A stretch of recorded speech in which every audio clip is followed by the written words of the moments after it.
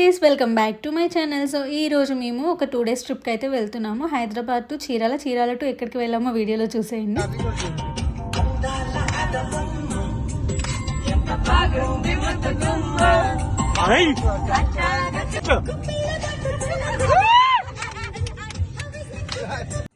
ఈ వీడియో కొంచెం అడ్జస్ట్ చేసుకొని చూడండి, ఎందుకంటే మా వాళ్ళకి తెలిసి తెలియక అడ్డదిడ్డంగా వీడియో తీశారు. కొంచెం అడ్జస్ట్ చేసుకోండి.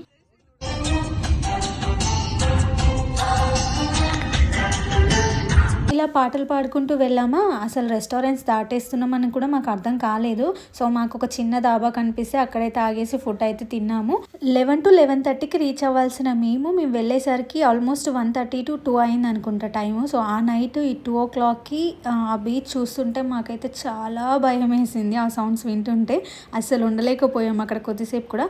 యాక్చువల్గా అక్కడికి వెళ్ళడానికి రీజన్ ఏంటంటే బీచ్ వ్యూ రిసార్ట్ అనేది ఒకటి బుక్ చేసాము. బట్ మేము వెళ్ళేసరికి లేట్ అయిపోయింది కాబట్టి మా రూమ్స్ కూడా వేరే వాళ్ళకి ఇచ్చేసారు. ఆ టైంకి మాకేదో చిన్న రూమ్స్ అయితే దొరికాయి. సో అది దొరకడమే లక్ అనుకొని అయితే ఉన్నాము. సో 2 o'clock అయితే పడుకొని 5:30కే లేచాము. బట్ మేము అందరం రెడీ అయిపోయేసరికి 8 అయ్యింది.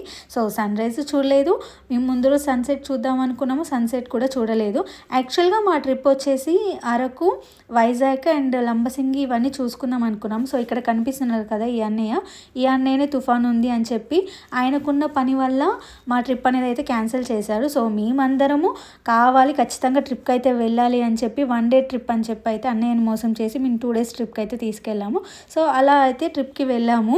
అండ్ ఈ ట్రిప్ కూడా పూర్తిగా కంప్లీట్ కాలేదనుకోండి, ఎందుకంటే నేను చెప్తాను. అండ్ మెయిన్గా మాకు వచ్చిన ప్రాబ్లం ఏంటి అంటే మేము ఎందుకు లేట్గా రీచ్ అవ్వాల్సి వచ్చిందంటే మనకు ఆంధ్రాలో రోడ్స్ అనేవి వేశారు కదా. సో పాత లొకేషన్ ఏదైతే ఉందో, పాత మ్యాప్స్ ఏవైతే ఉన్నాయో మనకు అవే చూపిస్తున్నాయి. సో కొత్త రోడ్ని బట్టి చూపించట్లేదు. సో మేము తిరిగిన ప్లేస్లోనే తిరిగి అక్కడికే వచ్చాము. దానివల్ల మాకు చాలా లేట్ అయిపోయింది. సో అలా మార్నింగ్ లేచి అయితే బీచ్కి అయితే వెళ్ళాము ఫైనల్గా. బట్ వాటర్ అనేవి కూడా చాలా తేడాగా అనిపించాయి గైస్. మేము వెళ్ళిన టైంకి అండ్ మేము వచ్చే టైంకి వాటర్ చాలా తేడాగా అనిపించాయి. అండ్ అలా బీచ్లో ఎంజాయ్ చేస్తూ ఫ్యామిలీ రీల్స్ తీసుకున్నాము, ఫొటోస్ తీసుకున్నాము. బీచ్లో మాత్రం చాలా ఎంజాయ్ చేసాము. యాక్చువల్గా మేము మార్నింగ్ 5:30కి లేసాము. మేము బీచ్ నుంచి వెళ్ళేసరి 1 to 2 మధ్యలో అయితే మేము బీచ్ నుంచి వెళ్ళాము. బట్ గాయస్ అసలు మాకు టైమే తెలియలేదు. మేము మార్నింగ్ టీ తాగి స్టార్ట్ అయ్యాము బీచ్కి. ఇక్కడ మా ఆయన చూడండి, నా మీద నమ్మకంతో నాతో రైడ్కి వస్తున్నాడు. చాలా గ్రేట్ కదా. సో అలా కొంచెం ఎంజాయ్ చేసి అయితే మేము వెళ్ళాము. బట్ గాయస్ వాటర్లో ఆడేటప్పుడు చాలా జాగ్రత్తగా ఉండాలి. ఎందుకంటే ఇప్పుడు నా ఫేస్ చూస్తున్నారు కదా, ఎందుకు అలా మాడిపోయిందో నేను చెప్తాను. సో బీచ్లో ఆడుకునేటప్పుడు నా మెట్టె పెట్టుకునే ఫింగర్కి నాకు దెబ్బ తగిలింది. అది చిన్న దెబ్బనే అనుకున్నాము.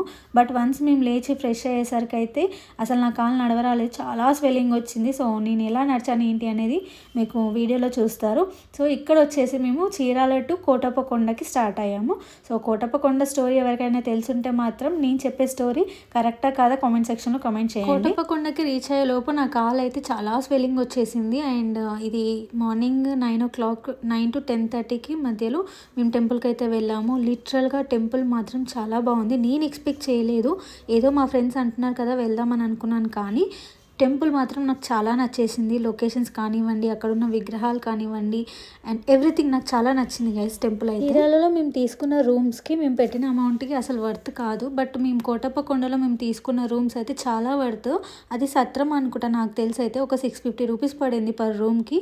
బట్ చాలా గైస్ ఇప్పుడు నేను టెంపుల్ అనేది మీకు చూపిస్తున్నాను కదా. సో ఇది యాక్చువల్ టెంపుల్ కాదంట. అక్కడ కొండలు కనిపిస్తున్నాయి కదా, ఆ కొండల పైన ఒక టెంపుల్, మెయిన్ టెంపుల్ ఉంటుందంట.